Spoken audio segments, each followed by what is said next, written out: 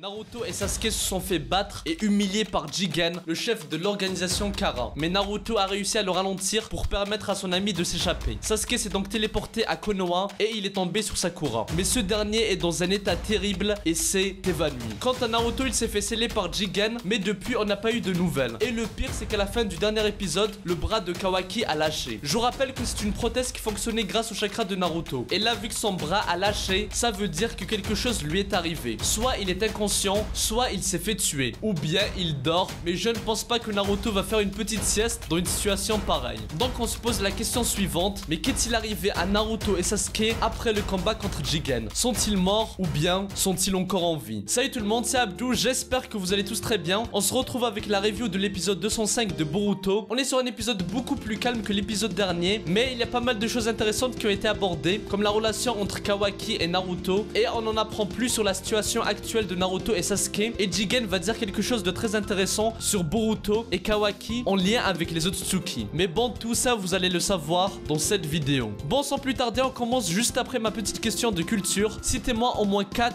membres de l'organisation Kara. Bonne chance à tous et ne vous inquiétez pas, les animes only, il n'y aura aucun spoil du manga. D'ailleurs, n'hésitez pas à me suivre sur Twitter parce qu'en ce moment je fais parfois des votes pour savoir si je vais faire telle ou telle vidéo. Donc merci d'avance et bon visionnage. Sarada, Boruto, Mitsuki seront choqués en voyant le bras de Kawaki tomber parce qu'ils ont tout de suite compris que quelque chose est arrivé à Naruto. Et ils commencent à penser au pire. Puis il y a Shikamaru qui débarque et paralyse Kawaki. Et il a ordonné de mettre une barrière autour de la maison pour pouvoir interroger Kawaki, qui va lui dire que Jigen est apparu en utilisant son Kama, et Shikamaru va comprendre qu'il s'agit d'un ninjutsu spatio-temporel. Mais là ils vont se poser une question. Si Jigen était là pour amener Kawaki, pourquoi il n'est toujours pas de retour? Et là Shikamaru a cité deux possibilités. Soit le combat entre Naruto et Jigen est toujours en cours, soit Naruto a réussi à le vaincre mais il ne peut pas revenir dans notre dimension. Et c'est là que Boruto va penser à Sasuke, vu qu'il peut se déplacer d'une dimension à une autre pour aller chercher Naruto. Mais Shikamaru va révéler la situation de Sasuke en disant qu'il est revenu de mission avec de grosses blessures, mais grâce à l'unité médicale, ses jours ne sont plus en danger. Et là on a un aperçu sur Sakura qui le soigne. Donc les amis, on a la confirmation que Sasuke n'est pas mort, mais il est toujours inconscient et ils ne savent toujours pas que c'est Jigen qui l'a mis dans cet état. Maintenant je vais m'arrêter un peu sur Shikamaru. En ce moment il a toujours des doutes sur Kawaki et il lui dit clairement qu'il ne lui fait pas confiance. Et même si beaucoup de personnes pensent qu'il abuse, moi je pense qu'il a bien agi. Parce que c'est vrai que de la perspective de Sarada, Boruto, Mitsuki, c'est normal de défendre Kawaki. Mais du point de vue de Shikamaru, tu vois un mec qui débarque dans le village avec un pouvoir bizarre. Peu de temps plus tard, il y a Delta qui les attaque et maintenant Jigen s'amène et capture l'Hokage.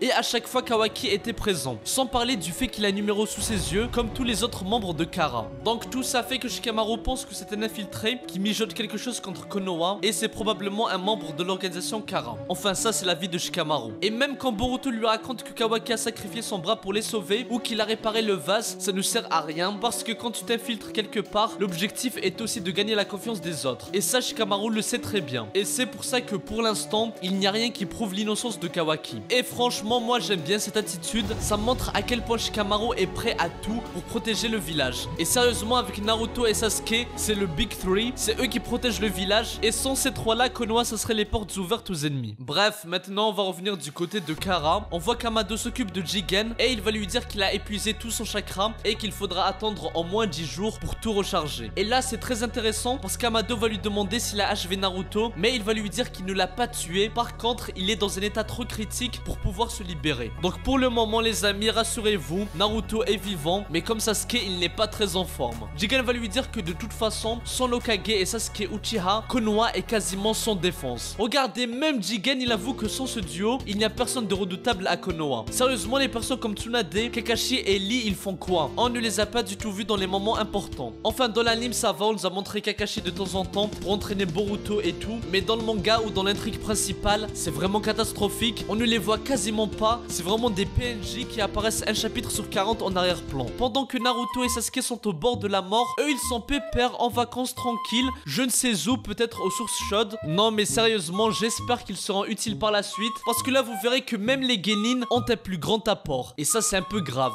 Bien sûr je comprends qu'ils veulent mettre en avant la nouvelle génération, mais il faut nous expliquer pourquoi ils sont absents, sinon ça peut créer des incohérences. Bon on continue sur ce qu'a dit Jigen et écoutez bien, c'est très important. Il dit que le Kama de Kawaki a très bien évolué et ce n'est plus un réceptacle incomplet. Il est en train de se métamorphoser en un Otsutsuki à part entière et il dit que tôt tôt ou tard, ils deviendront, en parlant de Kawaki et Boruto, de puissants Otsutsuki. Et là, un immense arbre divin poussera et va aspirer toute vie sur Terre. Et là les amis, il y a deux choses à retenir. Déjà, un des objectifs de l'organisation Kara, c'est de cultiver un arbre et dévorer tout le chakra de la planète. Et comme on l'a vu avec Momoshiki, c'est sûrement pour dévorer le fruit de chakra. Deuxième chose, c'est que Boruto et Kawaki vont devenir des Otsutsuki. Quand on fait le lien avec l'épisode dernier, Jigen avait donné son vrai nom qui était Ishiki Otsutsuki. Et il avait dit que Kawaki et Jigen sont des réceptacles. Et on sait que Boruto a un lien avec Momoshiki et c'est depuis qu'il l'a battu qu'il a reçu un karma similaire à celui de Kawaki et Jigen. Je n'en dis pas plus pour ne pas spoiler, mais là j'essaie de vous diriger un peu pour vous aider dans vos théories. D'ailleurs les animes only, continuez de me proposer vos théories dans les commentaires, c'est très intéressant à lire. Et ne vous inquiétez pas, je ferai d'autres vidéos pour parler des Otsutsuki très bientôt. Du coup Jigen va ordonner à Code d'aller surveiller Jubi et lui dit d'envoyer Boro dans la dimension où se trouve Naruto pour l'empêcher de s'échapper. Sinon Delta va s'énerver parce qu'elle n'a pas de tâche à accomplir et là on va voir dans la réaction de Jigen que c'est une personne très sage et qui reste calme qu'importe la situation. Et on peut comprendre aussi qu'il ne considère pas forcément les autres membres de Kara comme des camarades mais plutôt comme des pions pour atteindre son objectif. La preuve c'est qu'il dit à Delta je n'ai pas besoin de toi, comme s'il parlait d'un outil ou d'un objet. Et il finira par dire qu'une fois rétabli, il ira chercher Boruto et Kawaki et tout sera fini.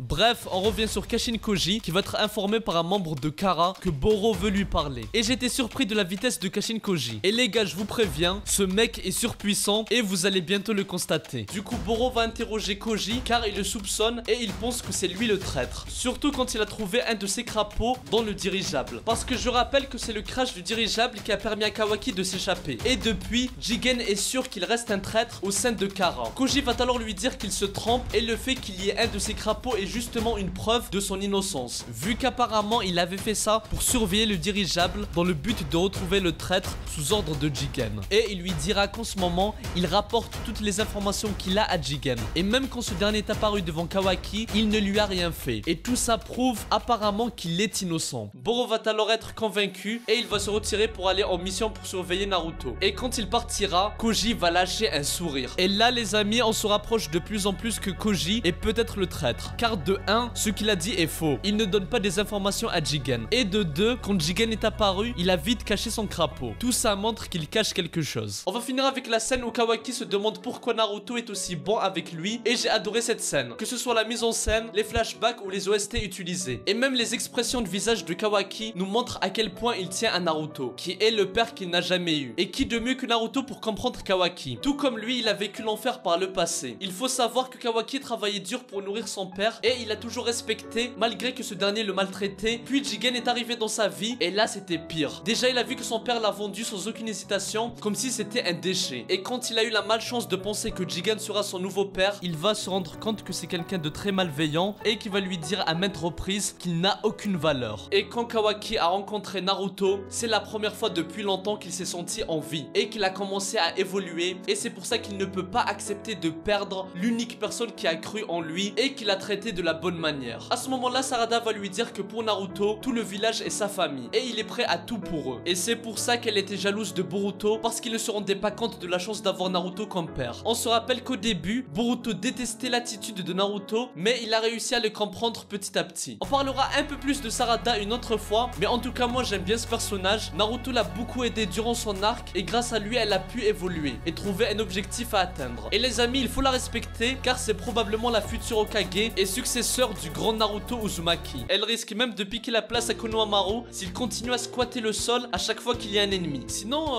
Konohamaru il reste à terre pendant combien de temps au juste? Parce que là on est d'accord que Naruto et Sasuke ont eu le temps de combattre Jigen. Jigen a eu le temps de les battre. Jigen est reparti dans le siège de Kara. Il a eu une conversation avec les membres de Kara. Shikamaru a débarqué. Shikamaru a eu le temps d'interroger Kawaki. Kawaki et Boruto ont ouvert un portail. Naruto était inconscient, puis il s'est réveillé. Et pendant tout ce temps, Konohamaru est à terre. Il squatte le sol. Il est évanoui. Non mais les amis, c'est pas possible. C'est pas digne du prochain Hokage en tout cas. Je pense que le destin de ce mec, c'est de rester Jonin toute sa life. Même si on est tous d'accord pour dire que Jigen est très très fort. Mais voilà, quand même là c'est un peu abusé. Et en plus il n'a pas du tout eu de moment de gloire. À la fin de l'épisode, la prothèse de Kawaki recommence à fonctionner. Et c'est la preuve que Naruto est toujours en vie. Il était sûrement juste inconscient pendant un petit moment. Kawaki demande donc de l'aide à Boruto. Et ils vont utiliser leur Kama pour ouvrir un portail comme celui celui de Jigen. Shikamaru va tenter de les arrêter, mais Kawaki va absorber son jutsu. Et il va lui montrer qu'il est déterminé à sauver Naruto. Mais ça ne sera pas aussi simple, et ils seront surpris de l'état de Naruto quand ils vont le retrouver. Mais bon, bref, ça on en reparlera dans le prochain épisode. Là, je voulais m'arrêter sur une chose. Kawaki a dit qu'il a du mal à l'admettre, mais quelque part, il ressemble à Jigen, car ils réfléchissent de la même manière. Et je trouve que cette phrase est très importante, parce qu'on sait que dans le futur, Kawaki va s'attaquer à Boruto. Du coup, on se dit qu'il va peut-être mal tourner et devenir un ennemi. Donc, gardez cette phrase en tête, parce qu'on en reparlera une autre fois dans une vidéo dédiée. D'ailleurs, n'hésitez pas à me proposer vos théories dans les commentaires. Je parlerai aussi une autre fois du lien fraternel entre Boruto et Kawaki et leur relation qui continue d'évoluer, sans parler de la personnalité de Boruto que je commence à beaucoup aimer. Bref, j'espère que ça vous a plu. Moi, je vous dis à très bientôt et que la paix soit sur vous. Eru, Psy, Konkuru.